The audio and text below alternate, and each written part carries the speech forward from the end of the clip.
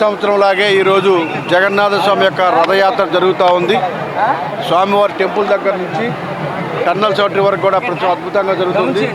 లక్షల వేలాది మంది వాళ్ళ భక్తులు ప్రతి సంవత్సరం కంటే చాలా ఎక్కువ మంది వచ్చి స్వామివారిని దర్శించుకుంటూ ఉన్నారు. స్వామివారి యొక్క ఆశీస్సులు విశాఖపట్నం ప్రజలతో పాటు రాష్ట్ర ప్రజలందరూ కూడా ఉండాలని చెప్పేసి మనస్ఫూర్తిగా కోరుకుంటున్నా. గతంతో పోల్చుకుంటే ఈ సంవత్సరం చాలా ఎక్కువ మంది వచ్చారు.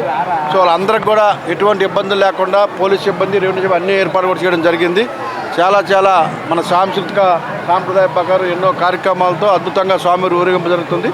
భక్తులందరూ కూడా వచ్చి స్వామిని దర్శించుకొని వాళ్ళ కోరికలు తీర్చుకోవాలని మనస్ఫూర్తిగా కోరుకోం. నెక్స్ట్ ఇయర్ ఇంకా సంవత్సరం జనం పెరుగుతున్నారు కాబట్టి నెక్స్ట్ ఇయర్ ఇంకా ఎక్కువ ఏర్పాటు చేయడానికి ప్రయత్నం చేస్తాం. స్వామివారి రథంలాగే అవకాశం ప్రతి ఒక్కరికి కూడా ఉంటుందని తెలియజేస్తా ఉన్నాం. Thank you very much.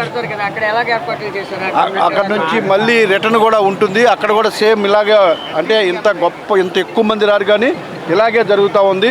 So స్వామివారు ఈ ప్రాంతంలో సుమారుగా నాకు తెలిసి ఒక 60-70 సంవత్సరాల నుంచి ఈ రథయాత్ర జరుగుతూ ఉంది కాబట్టి సో భక్తులు ఎక్కువ మంది సంఖ్యలో వస్తారు స్వామివారిని దర్శించుకోవడానికి.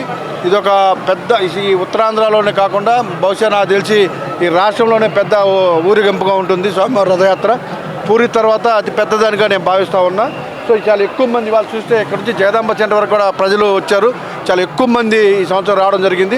అందరూ కూడా హ్యాపీగా స్వామివారిని దర్శించుకొని వెళ్ళాలని మనస్ఫూర్తిగా. ఈ సంవత్సరం రథయాత్ర మహోత్సవాలు 16వ తారీఖు నుంచి 26వ తారీఖు వరకు అత్యంత వైభవంగా నిర్వహిస్తాము.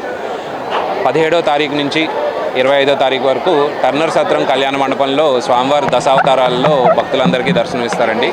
తొలి రథయాత్ర కార్యక్రమం ఈరోజు సాయంత్రం 5 గంటలకి ప్రారంభించబడుతుంది.